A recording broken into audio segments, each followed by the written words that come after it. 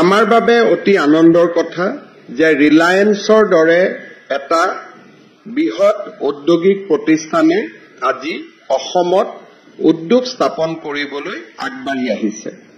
প্ৰায় 250 কোটি টকাৰ এই প্ৰকল্পটোৱে 300 ল'ৰা ছোৱালীক প্ৰত্যক্ষভাৱে নিযুক্তি দিব আৰু পৰোক্ষভাৱে প্ৰায় 1000 লোকক কৰ্মসংস্থাপন দিবলৈ সক্ষম হ'ব।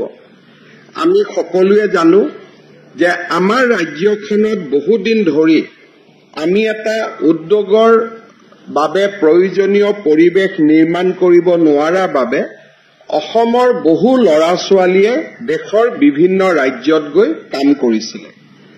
আজি আমি লাহে লাহে অসমত উদ্যোগীকৰণৰ পৰিৱেশ আৰম্ভ হোৱাৰ লগে লগে অসমত বাহিৰত কাম কৰা বহু ল'ৰা ছোৱালীয়ে অসমলৈ উভতি আহিছে বা বাহিৰলৈ যাব বিচৰা বহুত ল'ৰা ছোৱালীয়ে এতিয়া নিজৰ ঘৰৰ কাষতেই কৰ্মসংস্থাপন পাবলৈ সক্ষম হৈছে।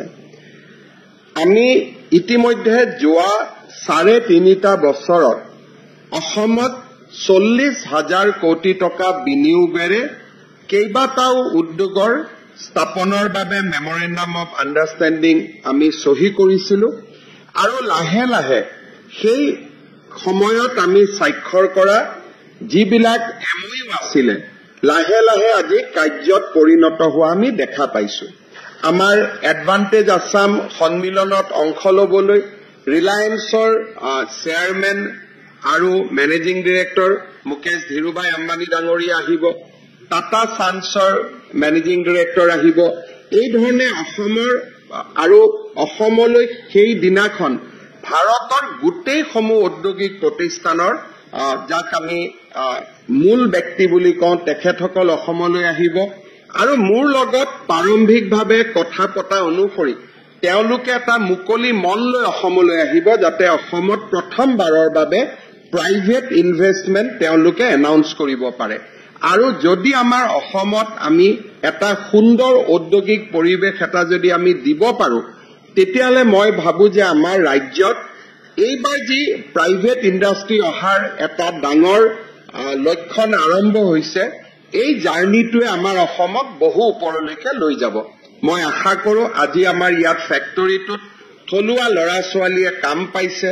প্ৰায় 300 ল'ৰা ছোৱালীয়ে আজি যদি ইয়াত কাম নাপালেহেঁতেন অসমৰ বাহিৰত কৰবাত সিকিউৰিটি গাৰ্ড আদি কাম কৰিবৰ কাৰণে অসমৰ বাহিৰত যাবলগীয়া হ'লহেঁতেন, কিন্তু আজি তেখেতসকলে অসমতে নিযুক্তি পাবলৈ সক্ষম হৈছে।